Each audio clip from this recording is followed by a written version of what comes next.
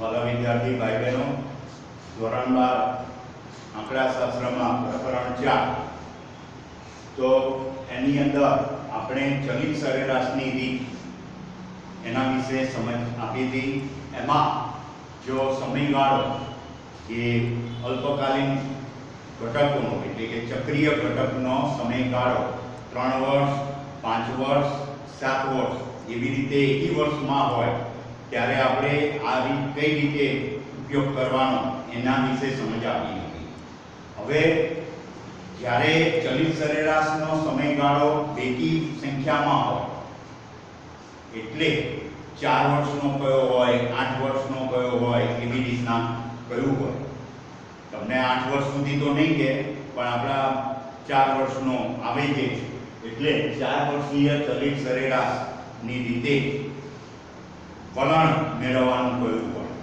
તો એના માટે તમારે શું કરવાનું, કિંમતો તમને જે આપેલી હશે આમાં બહુ કાળજી એ રાખવાની કે પેલાની જેમ સળંગ કિંમતો એકી સમયગાળો હતો એટલે 3 5 7 એમાં તમે તરત y1 y2 બરાબર y3 y4 y5 આ રીતે સળંગ લખી દેતા હતા। પછી આ ત્રણનું કેન્દ્ર સ્થાનમાં એ સરવાળો કરી 3 વડે ભાગતા હતા બરાબર। પછી આ ત્રણનો એમાં પણ અહીંયા આગળ શું થશે, ચાર કિંમતોનો સરવાળો કરવાનો છે એટલે ધારો કે પહેલા 4 વર્ષની એટલે કે y1 વત્તા y2 વત્તા y3 વત્તા y4 અને એને 4 વડે ભાગવાના। હવે અહીંયા આગળ તમે જુઓ તો ખરેખર બીજા અને ત્રીજાની વચ્ચે એનું કેન્દ્ર સ્થાન આવશે। પેલામાં શું હતું, y1 વત્તા y2 વત્તા y3 ભાગ્યા 3 એમાં બીજું સ્થાન એક જ સ્થાન કેન્દ્રમાં હતું, જ્યારે અહીંયા બે સ્થાન આવે છે, બીજું અને ત્રીજું એટલે બીજા અને ત્રીજાની વચ્ચે એ કિંમત મુકાય અહીંયા। એવી રીતે આ બાકીની 4 y2 y3 y4 અને y5 એનો સરવાળો કરશો અને તો એ ત્રીજા અને ચોથાની વચ્ચે એટલે અહીંયા આગળ આવશે। હવે થશે શું કે એક્ઝેક્ટ અહીંયા આગળ કેન્દ્ર સ્થાન મળતું નથી એટલે પાછું એની પણ સરેરાશ મેળવવી પડે। એટલે અહીંયા તમારે શું કરવું પડે, 4 ને 4 8 એટલે પહેલા આપણે શું કરવું પડશે, તો અહીંયા આગળ સરવાળો મેળવવો પડશે, 4 નો સરવાળો। તો y1 વત્તા y2 વત્તા y3 વત્તા y4 આ રીતે સરવાળો મેળવીશું અને બરાબર એ સરવાળો ક્યાં લખ્યો મેં, બીજા ને ત્રીજું એનું કેન્દ્ર સ્થાન છે એટલે y ની બીજી અને ત્રીજી કિંમતની વચ્ચે 4 નો સરવાળો જ કરવાનો, હમણાં 4 વડે ભાગવાની જરૂર નથી કારણ કે એ એની સરેરાશ અને એ સરેરાશ કારણ કે ચોક્કસ કેન્દ્ર બિંદુએ આવતી નથી। પછી અહીંયા આગળ y2 વત્તા y3 વત્તા y4 વત્તા y5 આ 4 નો સરવાળો। હવે આ સરવાળો જે આવ્યો એને ધારો કે હું m નામ આપું છું અને આને હું n નામ આપું છું। હવે પાછું શું થશે, આ બેનું કેન્દ્ર સ્થાન તો અહીંયા આગળ આવશે, આ જે 4 ના સરવાળા આવ્યા એનું કેન્દ્ર સ્થાન અહીંયા આવશે। તો અહીંયા તમારે શું કરવાનું, એ બંને 4 કિંમતોના જે સરવાળા આવ્યા એને મેં એમને n નામ આપ્યું છે તમને સમજ માટે।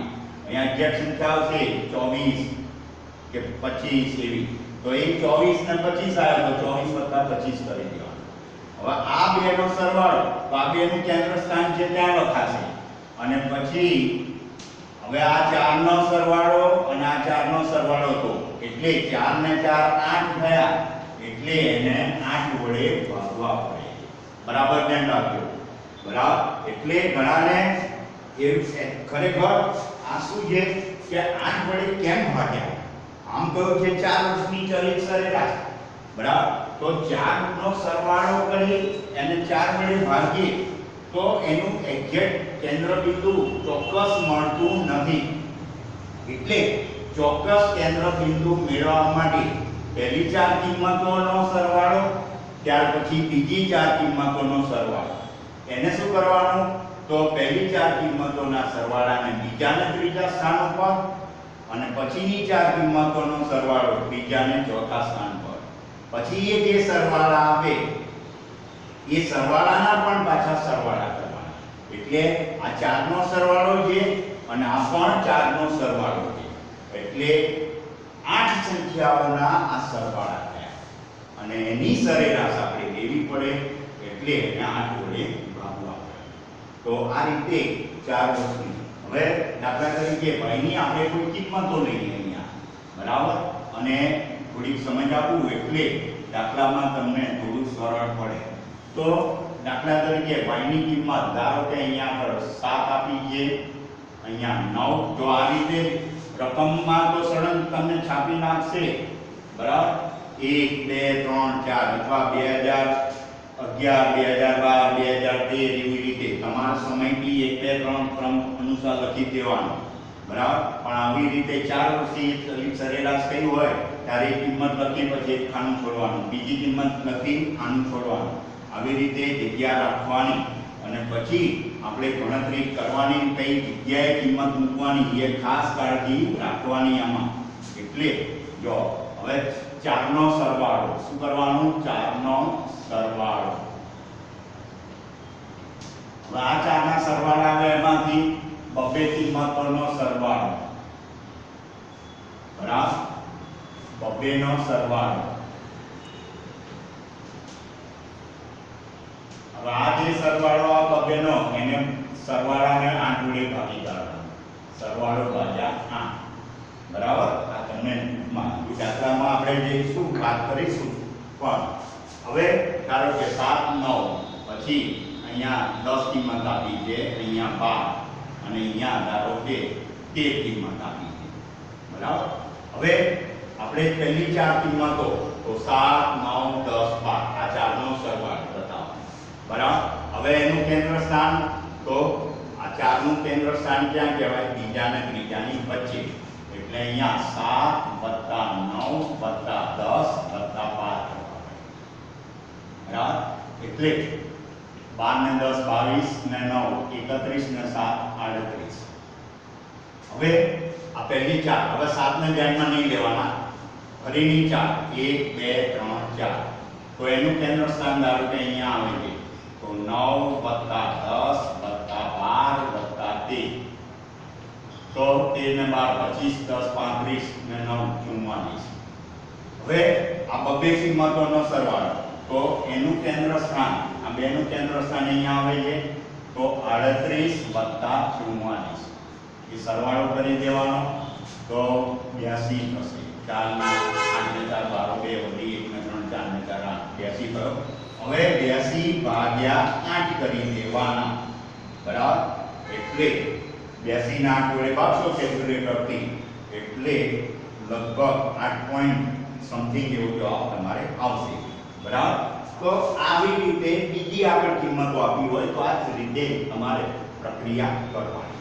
તો આ 4 વર્ષની ચલિત સરેરાશની રીતે આ તમારે કિંમત મેળવવાની છે. હવે આના ઉપરથી આ જે ચલિત સરેરાશની રીત આપણે જુદા જુદા સમયગાળા માટે વલણ કઈ રીતે મેળવવાનું એની સમજ મેળવી. હવે આ ચલિત સરેરાશની રીતના ગુણ અને મર્યાદા વિશે વાત કરીએ. એમાં પહેલા ગુણ વિશે વાત કરીશું, ત્યાર પછી એની મર્યાદા, બરાબર. તો આની અંદર જે આ જે ચલિત સરેરાશની રીત છે એની સારી બાબતો ગુણ કહીએ તો આ રીતની અંદર શું કરીએ છીએ કે આપણે સરેરાશોનો ઉપયોગ કરીએ છીએ. શેનો ઉપયોગ કરીએ છીએ? સરેરાશોનો ઉપયોગ કરીએ છીએ. એટલે ટૂંકા ગાળાની અસરો આમાં મહત્તમ દૂર થાય. શું થાય છે? ટૂંકા ગાળાની અસરો.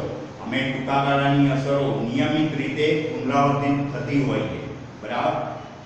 ટૂંકા ગાળાની અસરો આપણે જોઈ હતી ચક્રીય ઘટક, મોસમી ઘટક, આ બધી અલ્પકાલીન ઘટઘટો કહેવાય. એમાં એ નિયમિત રીતે પુનરાવર્તન પામતી હોય છે. એટલે આ રીતની અંદર ચલિત સરેરાશની રીતની અંદર આપણે સરેરાશનો ઉપયોગ કરીએ છીએ.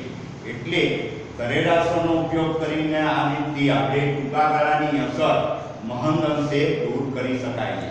એટલે આ ટૂંકા ગાળાની અસરો દૂર થાય છે એટલે શ્રેણીનું વલણ, સામયિક શ્રેણીનું વલણ આપણને આ ચલિત સરેરાશની રીતે એ મેળવી શકાય. બીજું, આની અંદર ગણતરી પ્રમાણમાં ઓછી હોય છે. તમે જોયું તો શું કરવાનું છે? સરવાળા કરવાના છે.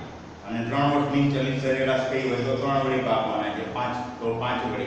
પછી 7 વર્ષની કઈ હોય તો પહેલી 7 નો સરવાળો 7 વડે ભાગો, પછી બીજી 7 નો સરવાળો 7 વડે ભાગો અને એના કેન્દ્ર સ્થાનમાં આ કિંમતો લખવાની. એટલે સમજવામાં પણ આ રીત કેવી છે? સરળ છે. ગણતરીમાં પણ એ કેવી છે? પ્રમાણમાં ઓછી છે. બહુ એવી ગણતરી નથી. આમાં જો કોઈ સૂત્ર આવ્યું, કોઈ સૂત્ર નથી આવતું એટલે, અને એવી બીજી ગણતરી નથી, તમારે સીધું કેલ્ક્યુલેટર થી સરવાળા જ કરવાના. હા, કાળજી શું રાખવાની છે કે એ ક્રમ પ્રમાણે પહેલી 3 વર્ષની કઈ હોય તો પહેલી 3, પછી પહેલી 3, પછી એના પછીની 3, એમ ક્રમશઃ 3 કિંમતો એ લેતા જવાનું. બરાબર? એટલે કોઈ કિંમત ભૂલથી ડબલ વખત ના આવે કે કોઈ કિંમત લખવાની રહી ના જાય. બરાબર? એકની એક રિપીટ. એટલે તમારે શું કરવાનું? જે કિંમત તમે લખી કાઢી સરવાળામાં એના પર હાથ મૂકી દો. બરાબર? જેમ જેમ લખતા જાઓ એમ એમ એને કરો અથવા પેન્સિલથી ટીક મારતા જાઓ તો શું છે? ચોકસાઈ જળવાશે.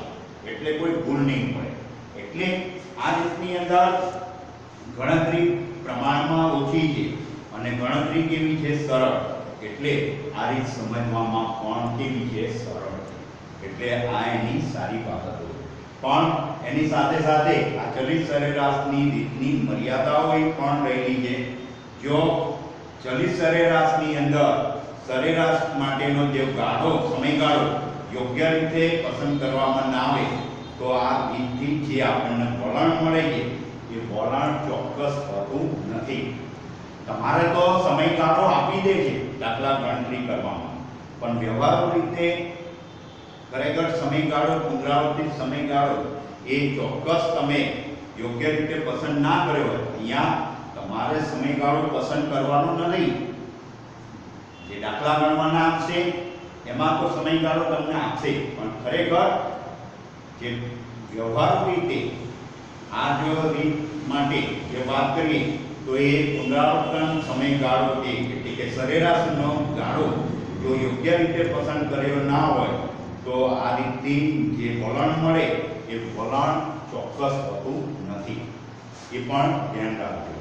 બીજું, આની અંદર શરૂઆતમાં તેમજ અંતિમ અમુક સમય માટે આ રીતથી એટલે શરૂઆતના અને છેલ્લા અવલોકનો માટે, બરાબર, એટલે કે ચલ માટે અમુક સમય માટે આ રીતથી વલણનું અનુમાન મળતું નથી.